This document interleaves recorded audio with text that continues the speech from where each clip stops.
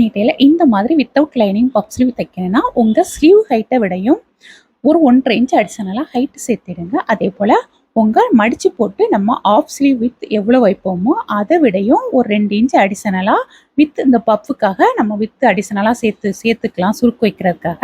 அப்புறம் 2 சென்டரும் சேர்றாப்புல சுருக்கு வச்சுட்டு ஷோல்டரில் எவ்வளோ வரையும் சுருக்கு வச்சுருக்கோமோ அதே அளவு கீழேயும் மார்க் பண்ணி அந்த இடம் மட்டும் அடிப்பக்கமும் நம்ம சுருக்கு வச்சு எடுத்துக்கணும்.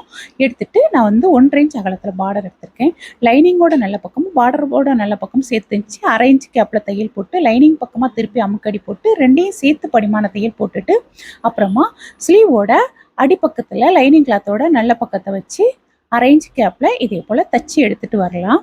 தச்சு முடிச்சுட்டு அப்புறமா இதே போல் நல்ல பக்கத்தில் மேலே 1/2 இன்ச் பார்டரை இதே போல் மடித்து தச்சு விட்டுடலாம். தச்சு விட்டால் பின்பக்கம் சிலும்பலே தெரியாது. இந்த வித்தவுட் லைனிங் பப் ஸ்லீவ் வந்து நெட் ஸ்லீவில் தச்சு போடுங்க, ரொம்ப அழகாக இருக்கும். தேங்க்யூ.